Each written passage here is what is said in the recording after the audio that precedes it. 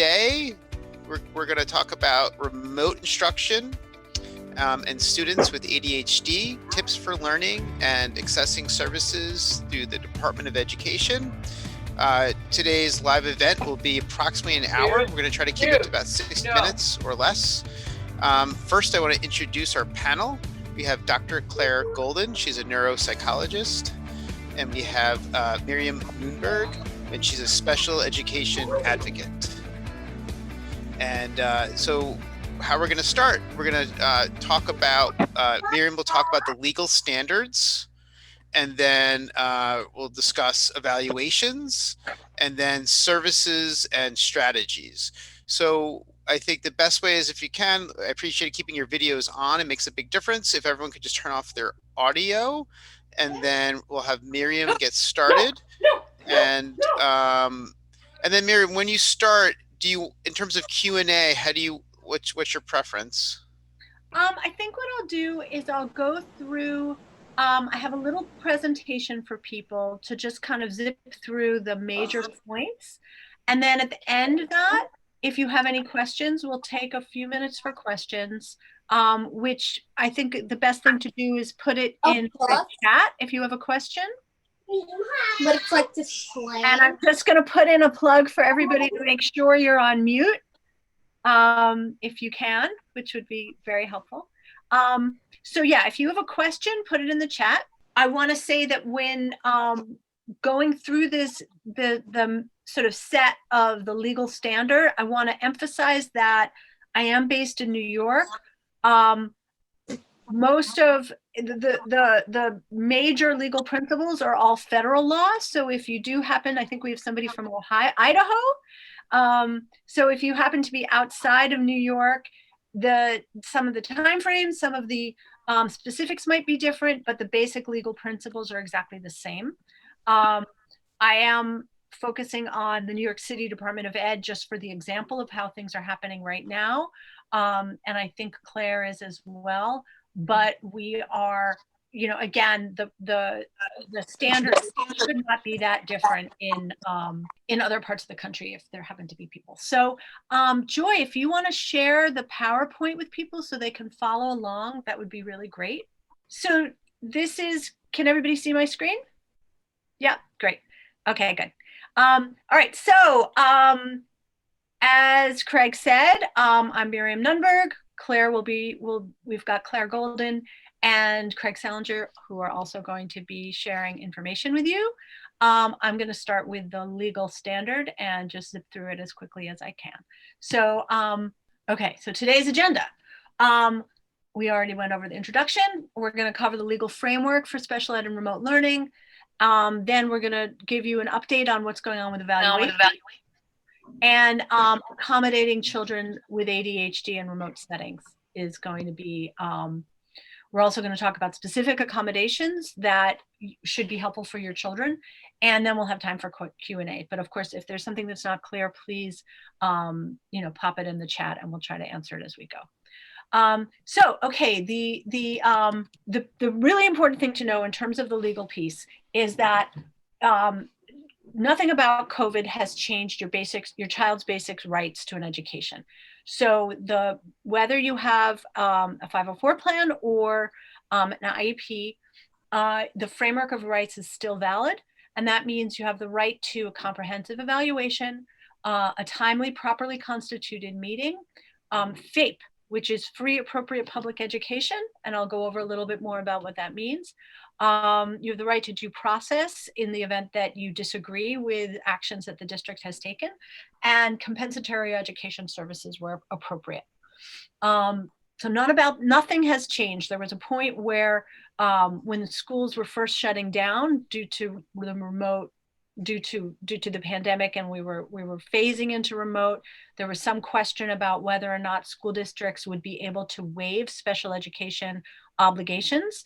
And that did not happen. So you should know that what was true before the pandemic is still true right now. What that means is the first principle that's really important is the child find obligation, which means that the districts have the obligation to identify and locate all children who may have a disability and are not being served. So what that means is that the obligation is still on the district to notice that your child might have something that qualifies as a disability, and then to start the process to evaluate and then, if necessary, to provide services. The way they do that is by providing a comprehensive evaluation in all areas of suspected disability at no cost. And that's really important because a lot of the times parents feel that they have if they want to get a good comprehensive evaluation of their child, they have to go out and pay for it privately. And what you should know is, if you can't do that, even though private evaluations are often much more comprehensive, you should know that you still have the right to have the district provide perform an evaluation. And if they don't do it, you have the right to something called an independent evaluation, where the district should also pay if you think they've done a bad job or it wasn't comprehensive enough. Once you have your evaluation, and then you have to, a meeting has to be held in appropriate timeframes, and that can be different depending on what your state is. In New York, it's within 60 days from consent to evaluation, and that's 60 calendar days. If they find your child eligible for services, and again, it could be under 504 or it could be under an IEP, you have the right to something which is called FAPE. That's a free appropriate public education, and that's kind of the code word for an individually designed program that's supposed to be built around the needs of your child, and that should be based off of the findings of the evaluation. So that hasn't changed. And what FAPE looks like is a little bit different under 504 versus on an IEP, but suffice it to say, it has to be specific, and it has to provide the appropriate services for your child, and that can include classroom accommodations. And so the right to FAPE still remains under COVID. There has been some language in New York City around that your right to FAPE remains the same, that the DOE is going to provide FAPE to the greatest extent possible. So there are some questions right now about what that actually means, and whether districts in any way are going to be considered to be off the hook for providing the full set of services that your child is entitled to. So some of that is still unclear about what the greatest extent possible means, and whether the government and the various other ways that you can enforce your rights to FAPE are going to interpret this as in a more lenient way than they have in the past. So that's still unfolding. But developing the standards for developing IEPs and 504 plans still remain. You as a parent have the right to certain kinds of procedural requirements that provide you notice. There should be an interdisciplinary team that reviews all of the relevant documentation, and there should be a method for providing parental input into the development of the plan. And if any of those rights are not followed, then that may trigger certain other kinds of rights, that could lead to the option for compensatory educational services, which means that anytime FAPE is not provided to your child, and that can be the specific services, or that can be the procedures that are supposed to be followed in order to develop a plan for your child. Anytime FAPE is not provided, the district is then supposed to compensate you by providing the services that are needed in order to allow your child to make necessary progress. And that's something that right now seems to be a bit of an open question. Let's say your child is supposed to get, speech therapy 3 times a week for 30 minutes at a time, and the district only provides it once or twice a week. It's not necessarily going to be a one-to-one provision of makeup services, but it's going to look at where your child actually is at, and whether or not they made the expected progress that they should have made, given if it weren't for remote learning. But what's really, really important for parents is that you should document everything, and you should really sort of get into the habit of making sure that that the things that the meat of your child's IEP or 504 plan, right, which is the services that they're supposed to be getting, the accommodations that they're supposed to be getting. If those aren't being provided, you should start making note of that, and you should get into the habit of trying to, as well as you can, document anything that's not provided to your child, so that sort of either right away you can start going out and getting it on your own and then trying to get the district to provide it later on, or if you can start putting in place some of the pieces that would need to happen in order to start getting the district to provide it right now. And the thing that I really like to flag for parents that's really important is that it's not just about things like speech and counseling and physical therapy and those kinds of concrete services. But my argument is that an IEP or a 504 plan includes a lot more than just the specific number of services that you're supposed to get, but that there's accommodations that on IEPs are part of the management needs, and on 504 plans are part of the classroom accommodations. And those kinds of things that are important in order to deliver FAPE to your child, things like preferential seating, extended time, shortened assignments, all of those things are a very important part of your child's education. And if those things aren't being provided, you can make a good argument that also can form the basis of compensatory education. You don't always win, but that's an important thing to know. So those are the basic legal standards. There's more to sort of, there's a lot of questions right now about what the DOE is actually, the DOE in New York City, how they're actually providing the services and that constitute FAPE. There's a big problem with things like ICT class in New York City. That's the term for co-taught class, whether there's adequate staffing. And I'm going to put in the chat, I'm going to stop sharing my screen. Enjoy, maybe if you can help me with that. And I'm going to put in the chat, for those of you in New York City, there's a group of people who have put together a survey to try to assess the state of services of staffing for ICT, particularly classes across New York City. So that is basically my piece of the legal standard. And if people have questions about anything that I just covered, I know I kind of zipped through it, but you can ask me that right now. We'll spend a few minutes on questions, and then I want to go to Claire to have her talk to you more specifically about what evaluations are looking like right now. So if you have questions about the law, you can ask them. If not, we'll go to Claire, and we can always ask questions later on. I have a question. Yes.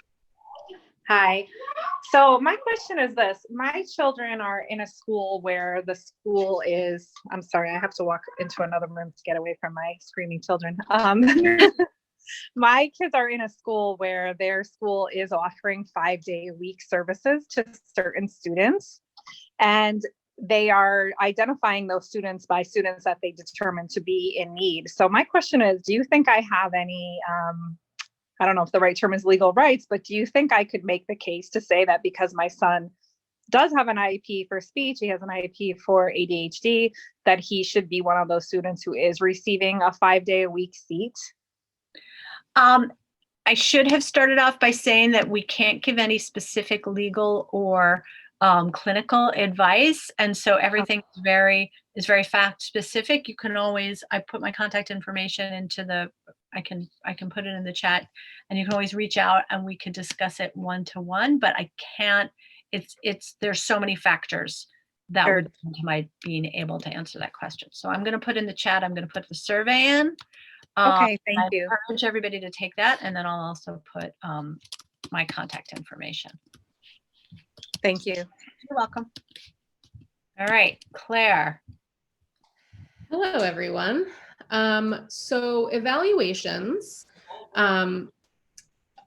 technically, the legal requirements, and Miriam can speak a little bit more about those, the timelines and what's required once you request an evaluation, technically they still are in effect. But what is changing is the way that the Board of Ed is allowing school psychologists a little bit more leeway in how they do those evaluations. So I just got a sort of updated memo that is saying that what the Board of Ed is doing is they are allowing each school psychologist to do a dynamic data-driven evaluation, which means they're relying much more on classroom observation, teacher report, and grades than anything else. And each school psychologist is then able to decide if further evaluation is required. And they are able to make that determination totally on their own based on whatever rubric they have in mind. So it may be, you know, some school psychologists are more willing to go and do in-person assessments than others. Some school psychologists are relying solely on rating forms, classroom observation, teacher report. It really, it has always sort of been dependent on school and personnel, and it really is even more so dependent on school and personnel right now. So there doesn't seem to be a district, at least in New York City, a district-wide mandate about type of evaluation. It just has to be a data-driven evaluation. The info that I'm getting from my friends at Advocates for Children and NILAG is that they're just not doing any evaluations. They're just gathering information from observation, and that's about all the Board of Ed is doing. That being, I just jump in to say that that could be, certainly be a violation. The timeframes still apply to evaluate, and so you certainly would have an argument that you could get an independent evaluation funded by the DOE if they fail to either do a comprehensive evaluation in all areas of suspected disability, or if they fail to do it at all. yes. And, you know, Miriam can sort of speak to what you would have to do to get that independent evaluation. There are ways to get, you know, you request an independent evaluation. They say, here's $1,500, go ahead. And then you say, no, this is not sufficient. I need more. And there are ways to get an actual independent evaluation by a private practice neuropsychologist. That being said, there are a lot of neuropsychologists in New York City, mostly elsewhere where the caseload is much higher, who are doing totally remote evaluations. It is possible to do a remote evaluation. The validity of that kind of evaluation is a little bit questionable, just because it requires a level of technology that not everyone is going to have, right? It requires not only the neuropsychologist to have very nice broadband internet and technology in wherever they are, but also the person being evaluated needs to have reliable internet, a computer with a camera, and several other cameras. Usually people use phones to call into like the same sort of video call so that the neuropsychologist can observe the room so they can make sure that no one's coaching the kid, right? So there are remote assessments are being done with the caveat that it really requires a lot of planning, and it is dependent on the person who is being evaluated having a level of tech and internet that not everyone has. There are people, myself included, who are doing more of a hybrid model. So I will do everything that can be done remotely, I will do remotely. So I will do any kind of intake interview with parents. The feedbacks obviously as well are remote. Collateral information gathering is remote. Not doing school observations, but I am having really in-depth conversations with the teachers. All of the rating forms are online. So we are trying to do what we can to gather all the information we can. And then a lot of people I know, myself included, are sort of reducing the in-person testing battery. So whereas before I might have done a really wonderful, rich, comprehensive evaluation with multiple data points for each area, I'm now sort of constricting it so that we're reducing the in-person time, right? And I think any kind of evaluation right now is going to have an asterisk for whatever reason. If it's a fully remote evaluation, there's going to be an asterisk. If it's a hybrid evaluation and we've sort of shortened the battery and kids are living through a pandemic and then they have to come into an office building and sit face to face with someone and you're wearing a mask, there's an asterisk there. So I think the bottom line is an evaluation is better than no evaluation, but nothing right now is perfect. I'm trying to see the points that we had agreed I would touch upon. Did I hit everything, Miriam? Are there circumstances that would make a remote evaluation invalid? Yes. So the difficulty with a remote evaluation is if there's any glitch in the internet while you're administering a test, you have to toss it. So if we're doing a Zoom call and I can see, based on internet, some people are sort of glitchy, I may cut in and out, there may be a delay. When I do my, interviews with parents, there's always something happens and we have to it cuts out, we have to re-sign on. If anything like that happens during an evaluation, technically that test is now spoiled and you have to throw it away. So again, if you don't have high-speed, reliable internet, it makes it really difficult to do any kind of valid remote assessment, which I think is why a lot of people, why I never even looked into it, because I did not have the emotional or internet bandwidth to deal with that kind of setup. There are some people who are doing it well. And there are some setups where there are two offices next to each other and the neuropsychologist is in office A and the student is in office B and they are by themselves in each office, but they are connected. And in that setting, you have a lot more control over what's happening with the student, and that there's a lot more, it's more valid in that case because similar to having someone in your office, there's not a parent in the corner coaching them, they're not watching cartoons on the side. You sort of have more control over the whole setup. But that also requires the neuropsychologist to have multiple offices right next to each other, which does not happen all the time. Would you say that it's better to do this kind of evaluation that definitely has its limitations, then try to just do an evaluation of their class performance, their classwork, looking at old evaluations maybe, and then just develop a plan based on that? Which do you think is the better route? I think it really depends on the child, on the student, and where they are functioning. So, Miriam and I have done lots of workshops together, and we always talk about the fact that, private evaluations are expensive, and you really want to save them for when there's impairment. So if a student is doing okay, and you can use previous evaluations and classroom observations, and the school is cooperative and everyone is collaboratively working together, and you feel like there is sufficient support, even if you have to sort of go back and forth. And I do have some ideas. I've stolen some ideas from Child Mind about ways to collaboratively work with the school team to make sure those services are put in place.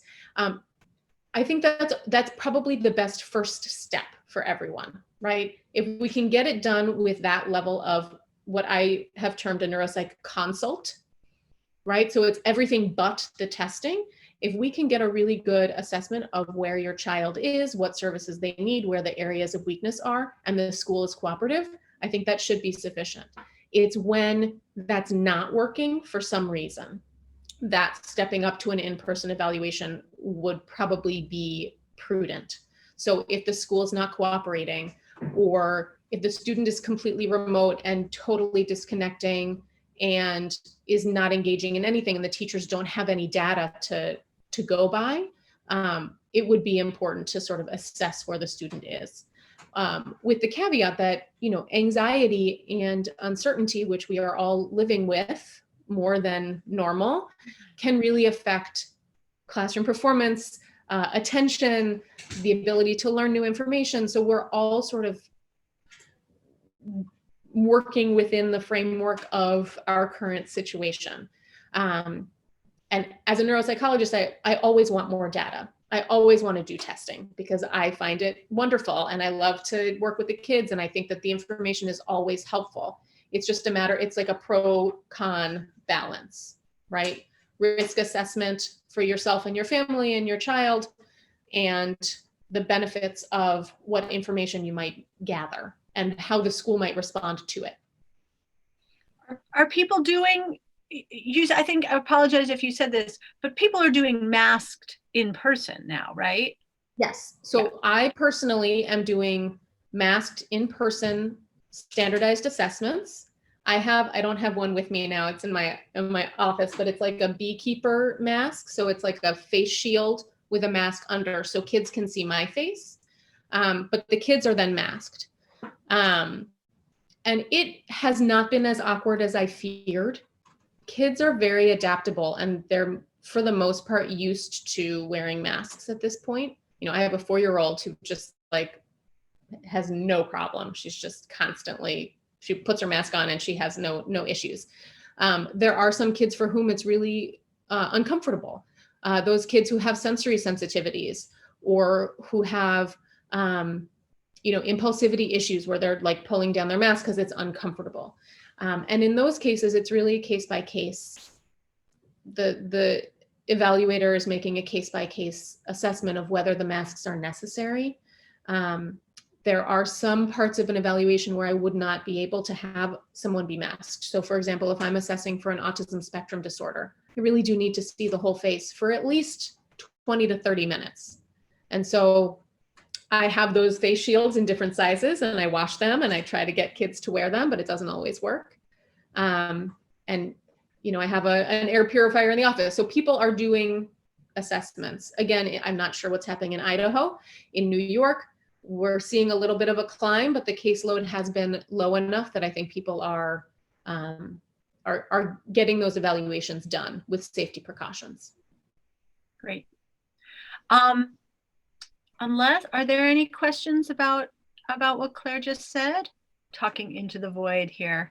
Well, if there aren't, Craig and Claire, this part, I think you both probably have something to say about just what the question that I have when I talked before about management needs, and for those of you who aren't sort of intimately familiar with the different parts of IEPs, management needs are the part of the IEP that describes what it is classroom teachers are supposed to do in order to accommodate the child.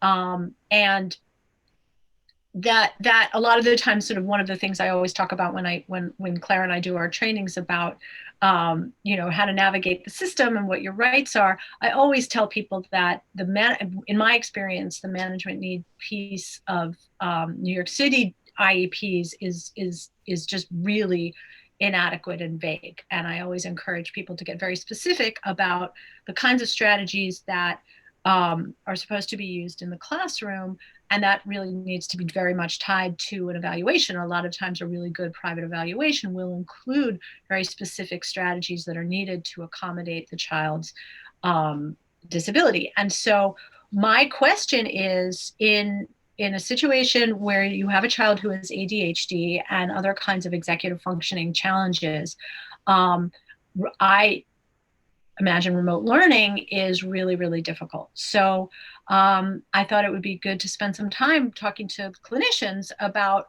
what kinds of strategies would you recommend. And then I should say that in New York City, there is this document called a PAD. I can't even remember what it stands for, but it's supposed to be like an adapted IEP that's going to specifically document what the school is supposed to be doing in order to sort of translate the IEP requirements and the 504 requirements. Well, I don't think they're doing it for 504s, but the IEP requirements to remote learning. And so, you know, this is where I thought you both could give some ideas for things that you could ask for on these documents. Yes. Craig, do you want to jump in? Or Yeah, I just jotted down some notes. I just try to categorize different areas. And again, I can't say how this translates to modifying an IEP, but these are just some general categories to think about. I definitely want to get feedback from everyone here, because I think it's also really important because it's a case-by-case basis. But these are just I'm just throwing out some general ideas. So one, you have to think about the workspace. So how, again, this is just in general, not necessarily linked to the DOE, but if you have a student and the student is learning remotely, what is their workspace like and how can you modify the workspace?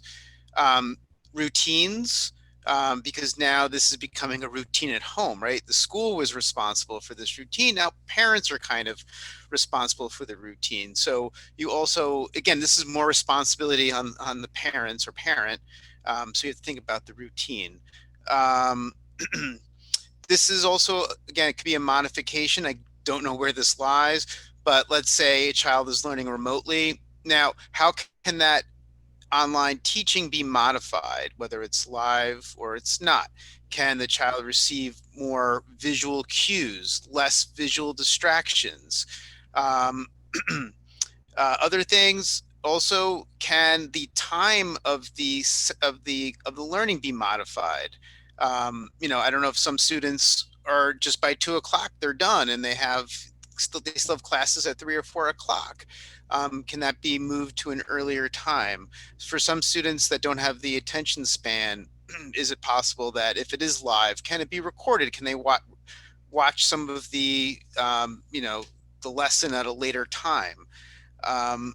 Can students be able to preview the material, whether it's live? I mean, obviously, if it's live, they preview it, maybe they're more prepared, maybe they'll have more sustained attention.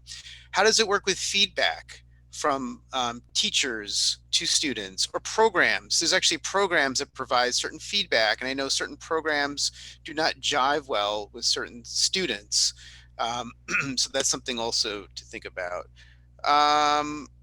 And then there could be other things as well, which again, I don't know if this is, if you have to work with the psychologist or the school, but feedback is obviously very important, whether it's the feedback from the parents, the feedback from the teacher, because certain feedback can really make or break certain students. And then those are just, again, things I'm just throwing out there. I mean, I can go on and on, but those are some of the things I thought about before today's live event. Yeah, I think those are really good. Those are really good recommendations. As you say, Craig, at that point, the responsibility then becomes the parent's responsibility, and that can be tricky depending on the parent, the home setting, how many kids are there, how many kids are navigating homeschooling. There are tweaks that I think can be made to actual services from the DOE that can help. So if a student has SETS support, and for example, it was a push-in service. Where do you want to define SETS for the people? Sorry, SETS is special ed teacher support services. That's like the extra academic support. So if a kid was getting push-in set support, so that the special ed teacher was pushing into the classroom and really helping the student in the moment learn in the classroom.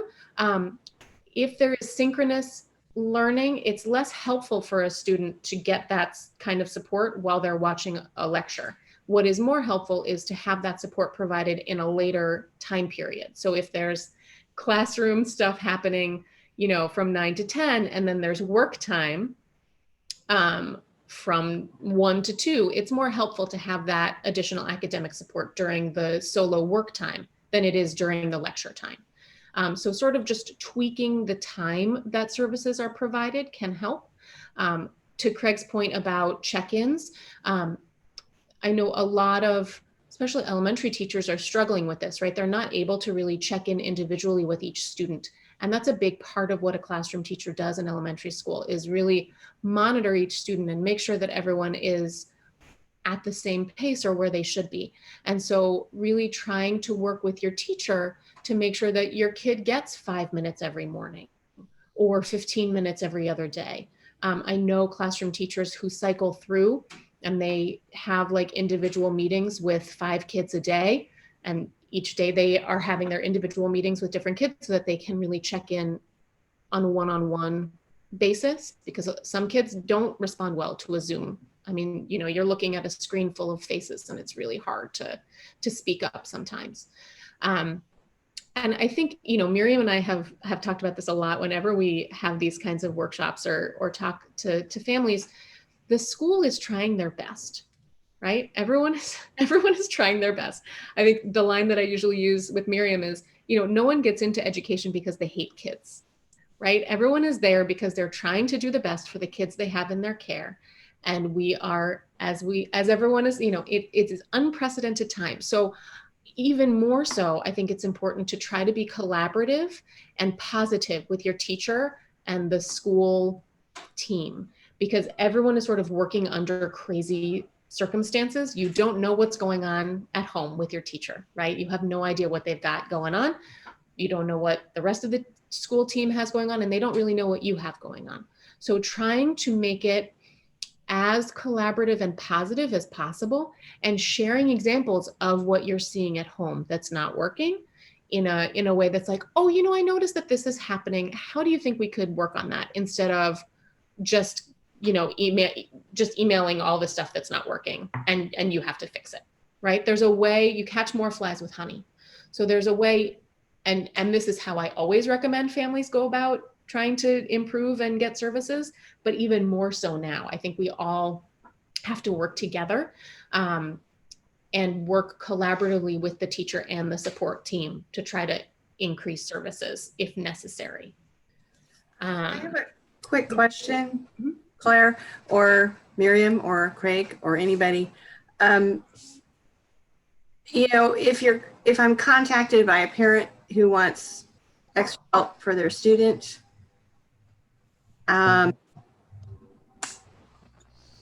know, and then is it my responsibility to obviously ask, well, is your child getting help from the school right now? Is, you know, have they worked with a psychologist? Do they have an evaluation? You know, or do I just do my own evaluation and then go from there in terms of working with the child? Because that's happening as well. You know, being contacted by parents who want extra help for their child with dyslexia.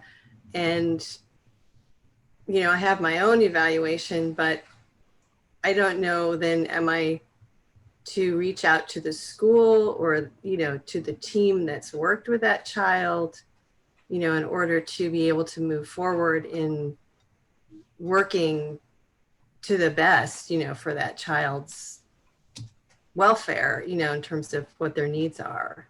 I would say, what was your normal practice before COVID, when you were contacted by parents to work with kids? Well, this is actually new for me. So I'm having to refocus. I could jump in, as we do this all the time. So, Okay. so when parents reach out to us, we have to do kind of like an informal assessment. We have to kind of look at all the puzzle pieces see what's happening and what are those gaps. So that's one. Okay. Two, we need consent to reach out to schools or psychologists or other providers. So that's two. And if we do get consent, those are other pieces to the puzzle. And then step three is trying to put all the pieces together and figuring out how we can kind of step in and help. Okay. But All right. I would sort of add the caveat that it really depends on the parents' goals, Yes. because there's a lot that the schools are supposed to be doing. I mean, you know, my argument is always like private providers are awesome and supplement, but I always want to make the point that if the school were doing what they were supposed to be doing, which in the New York City, you know, they often don't, they should be getting that in school. And so the question is, how do you, like, if you're working with a parent who is fine sort of providing out of school services financially, then I think that's fine.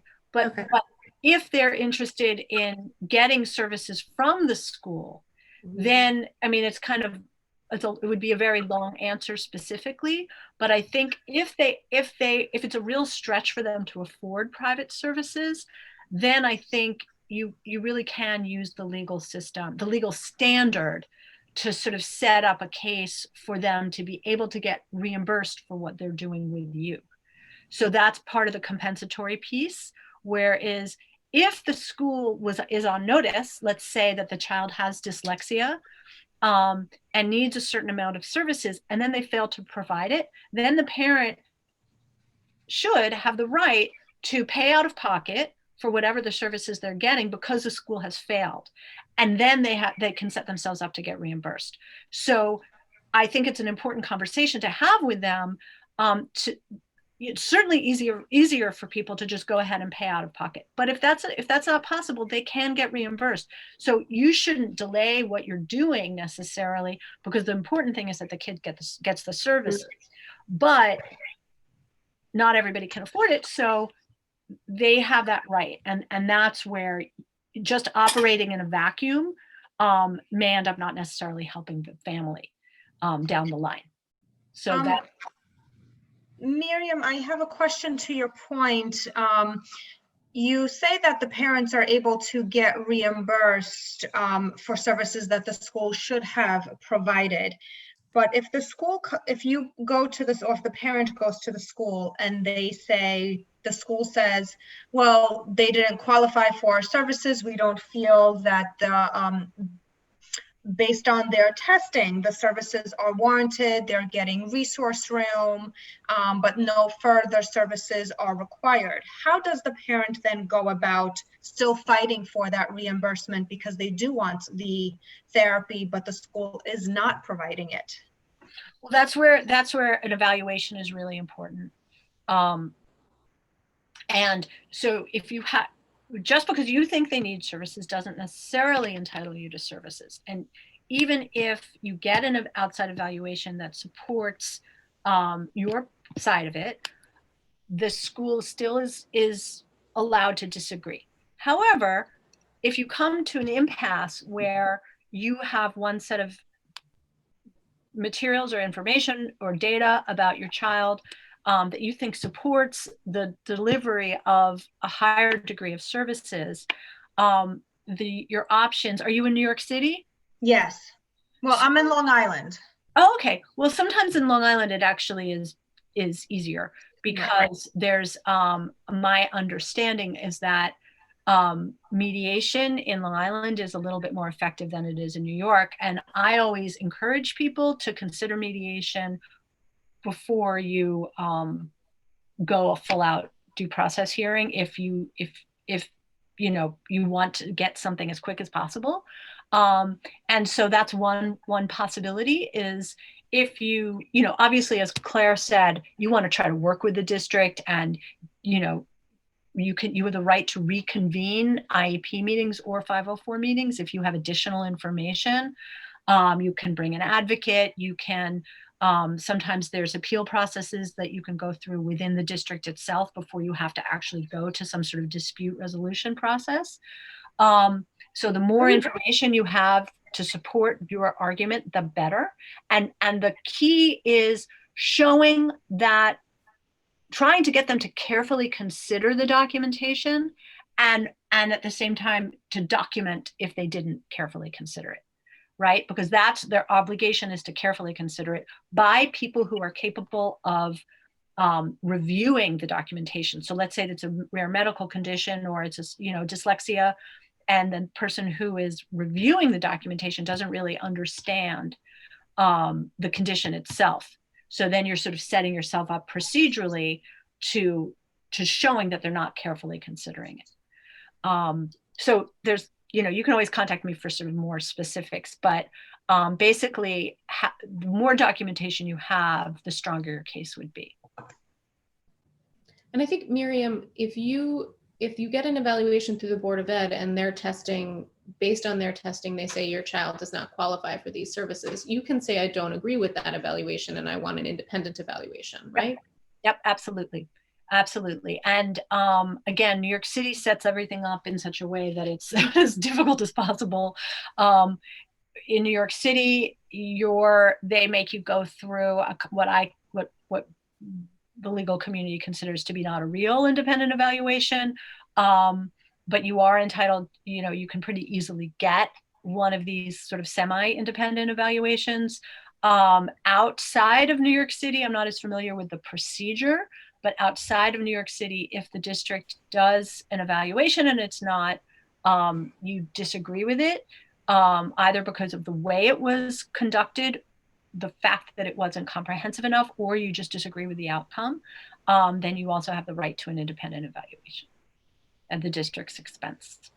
So Alexa asked the question. She said, I'm assuming with her question that this is a child with an IEP. What steps do you need to take with the school first before you can say that they have failed and then get reimbursed for outside services? So that's something where it really depends on the child, but you do not have to wait for the child to fail. So if you have very good evidence, let's say that the child has dyslexia. Again, I know we were supposed to be talking about ADHD, but dyslexia has come up. And if you have very clear evidence that the child has a condition that the school cannot treat, right? The child has severe dyslexia and requires, a specific methodology in order to remediate that, and you don't want to wait very long because you don't want to allow the child to fall behind, you have the right to go out and get the services and then sue the district afterwards for them. You're not guaranteed that you will get it, but if it's pretty demonstrable that the district does not have the capacity to provide the services, it can be other kinds of conditions, it doesn't have to be dyslexia, then you do have the right to go out and then try to get reimbursement afterwards. It might work, it might not work. So I'm going to jump in with another question, just hypothetical, right?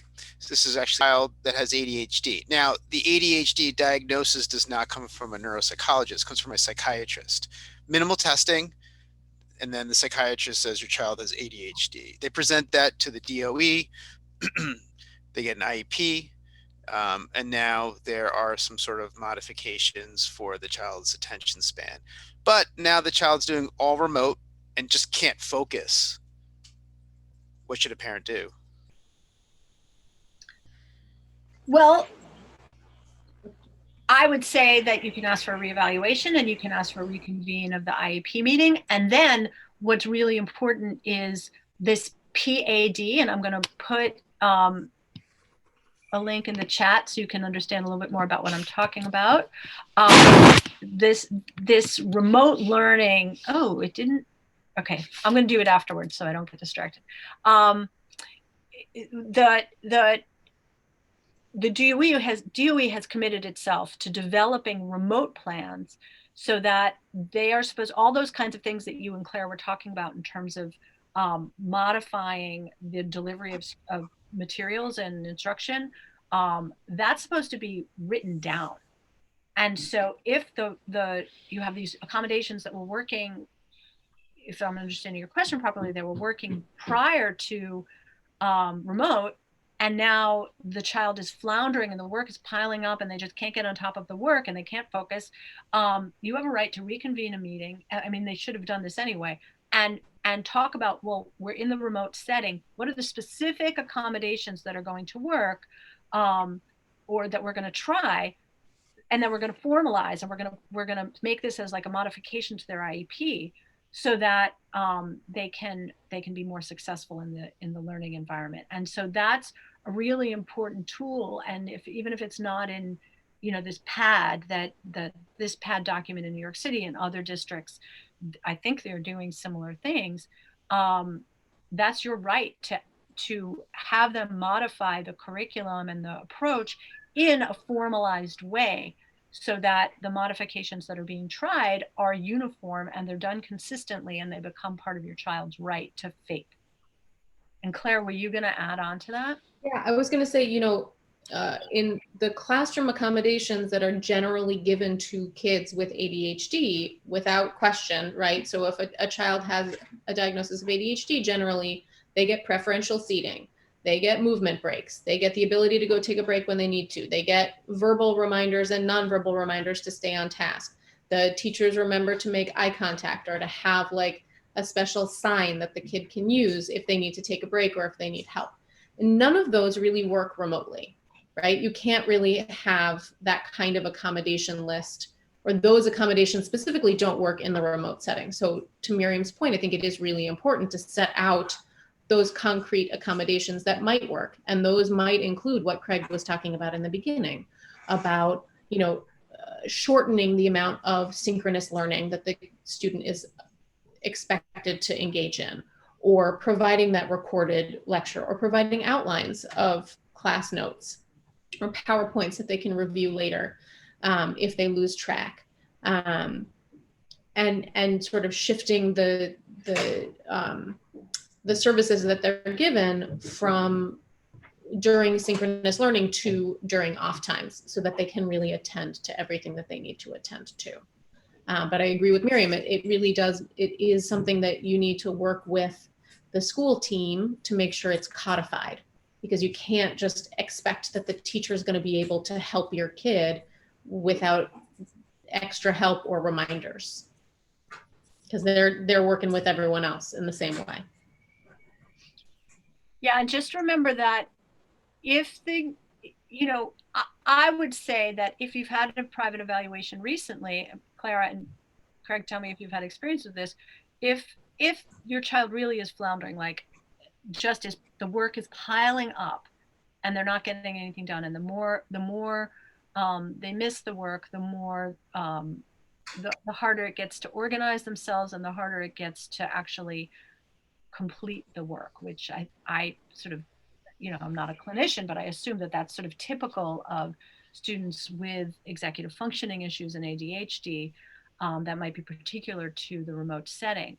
I would argue that you could go back to the evaluator, or a clinician or a person who's working with your child, and really sit down and say, or even your school team, your child's teachers, and say, what is working? This is what I'm seeing with my child. The work is not getting done. And I think it's really important to get everybody on the same page about what works, and to try it in a consistent way. So we're all going to modify the assignments, and modification is going to look like they have to do only the odd numbered problems or whatever, or they're going to there's going to be different kinds of executive functioning supports that you would get in some sort of sets related service, and then go to the school and try to get that in it, put it formalized. I think that's the really important piece, is that you try to get it formalized, but it's going to be trial and error, and you don't necessarily know if it's going to work because we haven't done this before. So Emily's has the last question, and then we're going to wrap it up. Hi, this is actually a Faith question. So let's just say, just as a scenario, there's a student that is remote learning, and the parent believes that remote learning is not working. So then the parent does a blended model. The blended model isn't working, and the request is now that they want their child to go into the school building 5 days a week. And the response is that we don't have a 5 days a week model, but as a parent, you believe that that's what your child needs. Would that be considered denial of faith? And would that kind of open the door for a parent to explore other schools, even if it may not be a public school that has 5 day a week instruction? I don't know if that's too specific or I tried to make it general, but I guess I'm just curious about that. I mean, I think that's kind of the $1 million question right now, right? Because the DOE, at least in New York City, and I'm sure elsewhere too, is really short-staffed, and they're really short on space. And so, I think, first of all, it shouldn't be just based on what the parent thinks, right? It's got to be based on some sort of documentation. So that's clear. But I think that in all sorts of accommodation, in the law around accommodations, whether it's in the education setting or the work setting, there is this sort of balancing concept that, if it would essentially bankrupt the entity, reasonable accommodations are, the concept of reasonableness is that it's not going to take up more than a certain percentage of the budget, or there's other ways it's looked at. So I would say the argument to be made is, this is why my child needs it, and I'm going to give documentation that shows that why this is really not doable, and you try to make that case as well as possible, because I do think that I cannot imagine certain kids being able to function in a remote setting. And you have to tie it specifically to the disability, because your average 5-year-old cannot function in a remote setting.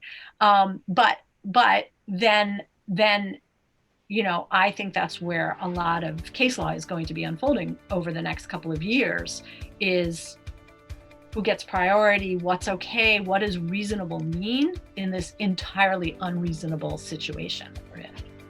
That was great. Thank you. You're welcome. So we're going to wrap up. Joy will send out an email, if not today, definitely on Monday, with Claire's contact information or website. Same thing with Miriam. So if you have any other questions, please reach out to them. And we thank you for joining. And if there's any other hot topics that you would think would be very helpful, let me know. We're definitely going to try to do more live events in the near future. And again, I want to thank everyone and our panelists for spending time discussing this hot topic. So thank you so much. Thank you. Okay, take care. Take care. Bye-bye. Thank you so much. This has been so helpful. Great information to all of you, and thanks again. We appreciate it. Thank you. Thank you.